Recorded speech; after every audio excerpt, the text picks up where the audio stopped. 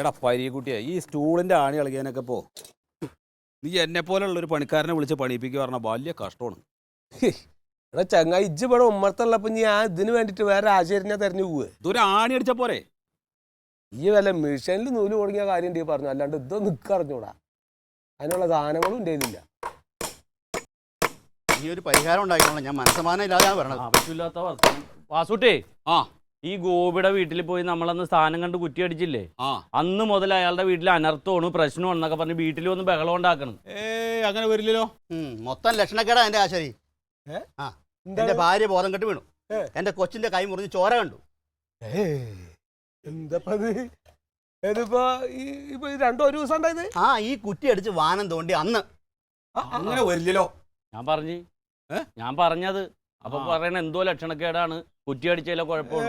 അങ്ങനെ വരാൻ ഒരു സാധ്യതയില്ല. ഞാനിപ്പോ ഇന്നും തുടങ്ങിയ പരിപാടിയൊന്നുമല്ല. ഞാൻ എത്രയോ കാലമായിട്ട് ഈ പരിപാടി ചെയ്തുകൊണ്ടിരിക്കുന്ന ആളാണ്. ഇതെന്താ കേസറിയോ?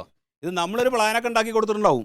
അതിനകത്ത് ആ കണക്കും തൊക്കെ തെറ്റിച്ചിട്ട് അവിടെ എന്തെങ്കിലും എടുക്കുക, ഇവിടെ എന്തെങ്കിലും എടുക്കുക, അങ്ങനെ കൂട്ടിയിട്ടുണ്ടാവും. അത് പറ. ഒരു വീട് പണിയുമ്പോൾ അതിന് കൃത്യമായിട്ടുള്ള കണക്കുണ്ട്. ആ കണക്കിൽ പണിതാലേ ശരിയാവുള്ളൂ. നിങ്ങൾ ആശാരിമാര് ഞങ്ങൾ എന്തെങ്കിലും പരാതിയായിട്ട് പറയുമ്പോൾ ഇങ്ങനെ പറയുള്ളൂ.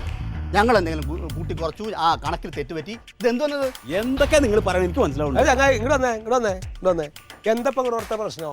വാനം തോണ്ടി അന്ന് എന്റെ ഭാര്യ എന്റെ കൊച്ചൊരു കുസൃതി കാണിച്ചപ്പോഴേ ആ തൊട്ടടുത്തിരുന്ന ഒരു കമ്പെടുത്ത് അവന്റെ രേറ വെച്ച് കൊടുത്തു. അവന്റെ കൈ മുറിഞ്ഞു, ചോര വന്നു. ചോര കണ്ട എന്റെ ഭാര്യ അപ്പൊ ബോധം കെട്ടു. അത് ശരി. ഇത് നിങ്ങൾ എന്നെ കാണിച്ചു കൂട്ടി ഓരോ കാര്യത്തിന് അങ്ങനെ കണ്ടായ വല്ല ആശുപത്രിയിലേക്ക് പോകാന്നല്ലാണ്ട് ആശാരിമാരുടെ നെഞ്ഞത്ത് കയറിയിട്ടെന്താ കാര്യം? ആദ്യം നിങ്ങൾ ഭാര്യനെയും മകനെയും നേരെ വളർത്താൻ. അല്ലാതെ എന്തെങ്കിലും കുഴപ്പമുണ്ടായിട്ട് ആശാരിയുടെ നെഞ്ഞത്തി കയറാൻ നിൽക്കരുത്. അതൊരു നല്ല സ്വഭാവമല്ല കേട്ടോ. വെറുതെ വർത്തമാനം പറയാൻ വിളിച്ചോണ്ട് പോയി കതി. നിന്നോട് പറഞ്ഞ വെറുതെ കാര്യം അറിയാതെ ആവശ്യമില്ലാതെ അയാളോടൊന്നും വർത്താനം പറയരുതെന്ന് പറഞ്ഞ എന്നോട്. നിനക്കറിയാവോ എന്റെ അമ്മാവൻ പറഞ്ഞു ഈ മണ്ണ് നല്ല മണ്ണാണ്, ഇവിടെ ആ സ്ഥാനം കണ്ടതിന്റെ കുഴപ്പം, അതിന്റെ കുഴപ്പം കൊണ്ടാണ് ഈ ലക്ഷണക്കാരൻ മുഴുവൻ പറഞ്ഞു. അറിയാം. എന്നാൽ പിന്നെ നീ അയാളെ വിളിച്ചോണ്ട് എന്തിനാണ് എന്റെ അമ്മാവനെ വിളിച്ച് സാധനം കാണാറുന്നില്ലേ? വെറുതെ ആവശ്യമില്ലാതെ അതെ മെശ്രി, ഞാൻ ഇപ്പൊ പോവും. ആ അമ്മാവനായിട്ട് ഞാൻ തിരിച്ചു വരും. ആരാണ് നിന്റെ അമ്മാവന്? കുറെ നേരം ചിലക്കാൻ തുടങ്ങിയിട്ട് ആരാ നിന്റെ അമ്മാവൻ? ചീറ്റപ്പുലി ദാമോദരൻ. ചീറ്റപ്പുലിക്കൊക്കെ അപ്പൊ പേരിട്ട് തുടങ്ങി. ആ ചീറ്റപ്പുലി അല്ല, ചാവക്കാട് സ്റ്റേഷനിലെ ഹെഡ് കോൺസ്റ്റബിൾ ചീറ്റപ്പുലി ദാമോദരൻ. ഇതിപ്പോ നിങ്ങൾ ഈ നിസാര കാര്യത്തിന് സിംഹത്തിനെയും പുലിനൊക്കെ ഇങ്ങോട്ട് വിളിച്ചോണ്ടിരുന്ന എന്തിനാണ്? ഇത് പറഞ്ഞു ഒത്ത് തീർപ്പാക്കിയാ പോരെ? അതെ എന്റെ സുഹൃത്തെ, നിങ്ങളൊരു കാര്യം മനസ്സിലാക്കണം. ഞാനൊരു വിശ്വകർമ്മേനാണ്. ഇപ്പോൾ ഒരാൾക്ക് എന്തെങ്കിലും ഒരു പ്ലാനോ അല്ലെങ്കിൽ ഒരു കാര്യങ്ങളോ ചെയ്യുമ്പോൾ അത് നല്ലത് വരണേ, നല്ലതാവണേ എന്ന് വിചാരിച്ച് മാത്രമേ ചെയ്യാറുള്ളൂ. അറിയുന്നത് ഇപ്പൊ പ്ലാൻ വരച്ച് കൊടുത്തിട്ടുണ്ടെങ്കിൽ അതിനകത്ത് കയറി താമസിക്കുന്ന ആളുകൾ കാലാകാലം സന്തോഷമായിട്ട് ഇരിക്കണമെന്നാണ് ഞാൻ മനസ്സിൽ വിചാരിച്ചിട്ടാണ് അത് ചെയ്യുക. ദൈവത്തിനെ കൂട്ടിപ്പിടിച്ചിട്ടാണ് ചെയ്യുക. ഇതേപോലെ ഇല്ലാത്ത കാര്യങ്ങൾ പറഞ്ഞിട്ടേ വെറുതെ എന്റെ തൊഴിൽ നശിപ്പിക്കാൻ നിൽക്കരുത് നിങ്ങൾ. ഇത് പുറത്താരെങ്കിലും അറിഞ്ഞു കഴിഞ്ഞാൽ പിന്നെ എനിക്ക് പണി കിട്ടുമോ?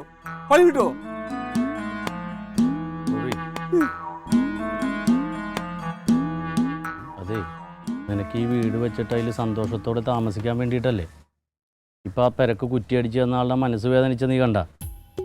അച്ഛൻ്റെ ശാപം എന്താണെന്ന് നിനക്കറിയാമോ? ഈ ഒരു പണിയേ എന്തെങ്കിലും ഒരു ദക്ഷിണ കൊടുത്തിട്ട് അയാളോടൊന്ന് പൊരുത്തപ്പെടിയില്ല. ഇല്ലെങ്കിൽ വേണ്ട, ഞാൻ പറഞ്ഞെന്നുള്ളൂ, നിനക്ക് വേണ്ടി പറഞ്ഞതാണ്. വന്ന 500 ഒരെണ്ണം കൂടെ ഉണ്ടാവില്ലേ?